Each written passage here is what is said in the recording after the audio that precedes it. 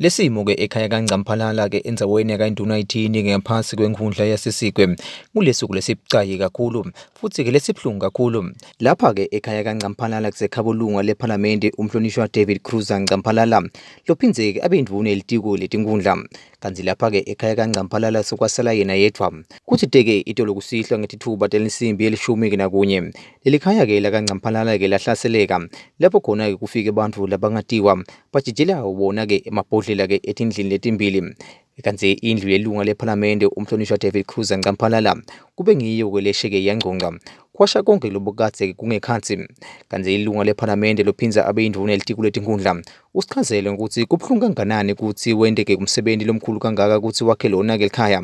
Bese kuthi nje ngemsuzwana kufika bona ke bantfu batawushisa konke lokulapha ke ekhaya kushe ngongqo. Kanti uvetile ukuthi lapha ke ekhaya ngilapho khona bekatse endela tonke ke tintfo tasekhaya. Lebantfwana kungilapho bekatse beta khona kutawujabula ke nemndeni wabo wonke. Bekunako konke la ndlini indlu lengihlala kuyo vele lokuningi lokukhona. Sithengele nakhisimusi kulungiselela ukuthi phela vele ngakhisimusi lithuba liba khona abantwana bala bajike ngemsomo ngebusondo ukubuyela emuva. Kwabonakala ke ukuthi ke bosathane bavele bendala labakwendako. Lokubuhlungu ukuthi leti indaba leti bekunene sibonile emaphepheni kwathiwa June 29 akaphindwe. Naku-ke vele sowuphindwe lo June 29. June 29 bekushiswa titolo, kushiswa imigwaqo, kushiswa yonke into. Kukhulunywe ke la bekukhulunywa khona kwathiwa kuphindwe lo June 29 endeke. Nembala ke June 29 sowucalile la kimi. Sebamphindile June. Ukuthi ingabe sisive bantfu lababhebhetela ukuthi kubulawele labanye nje impahla. Njengoba ngisele namhla kunakhaya anginalutho ngimi nje.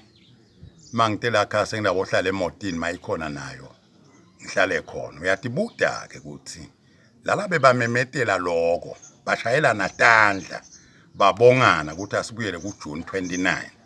Kubajabulisa kanganani lokho. Ngicabanga ukuthi bajabula befike ekugcineni.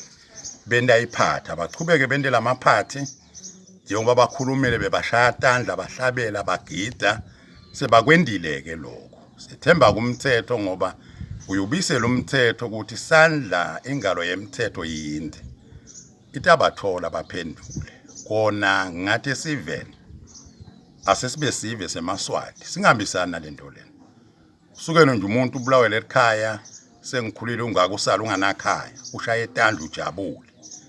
Asingakuthandi lokho akusiko lokukahle. Ncamphalala ke uthithe lokhu kulokwentekile utakwengciza kodwa uyacela ukuthi laba ke lebente lo monakalo kube yindvo ke labangayendi ke kulabanye kulandzela ukuthi kubuhlungu kakhulu ukuthi ungashiselwa yonke ke impahla lezoyisebentele ke kamadima.